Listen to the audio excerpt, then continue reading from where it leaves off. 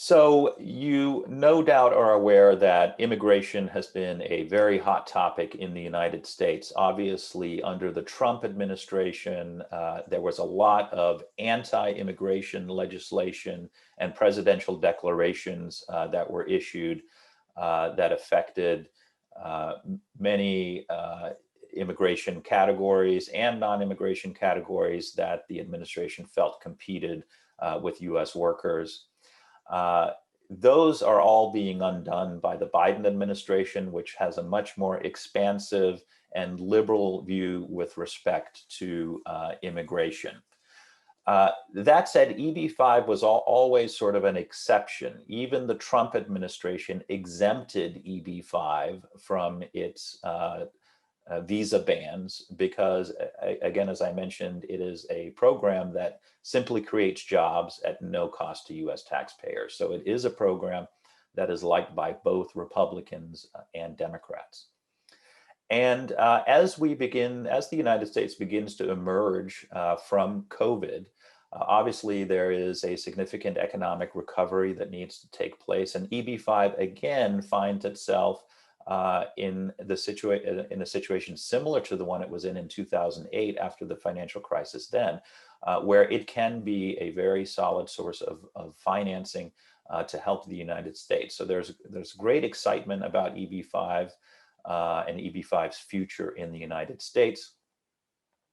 The EB5 Regional Center program, as I mentioned, is sort of a sub-program of the general EB5 immigration category that was created by Congress in 1992. And so that program actually expires every so often, and Congress has to take action to extend that program. And in fact, the EB5 Regional Center program is coming up for expiration on June 30th, 2021. So the US Senate has to take, or the Congress has to take action and extend the program.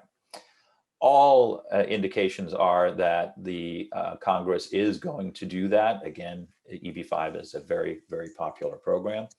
But there has been legislation introduced by Senators Leahy and Senators Grassley, both very influential senators, that would significantly change EB5. It would make some changes regarding disclosure. There would be more site visits by the US government to regional centers.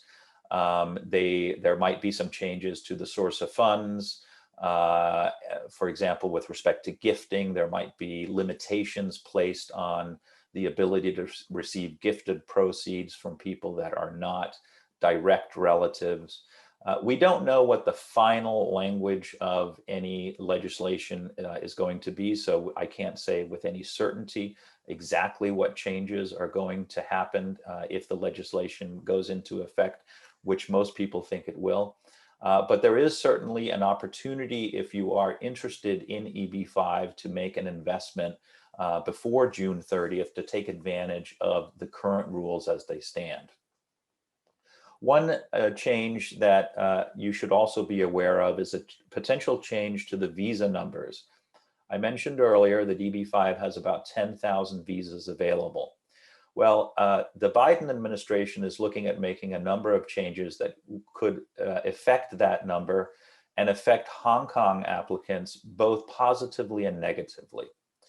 So the first change is currently all individuals immigrating to the United States need their own individual visa number. So for a family, say, of 3, you need 3 of those 10,000 visa numbers. The proposal by the Biden administration is to change that rule and only require 1 visa for the entire family.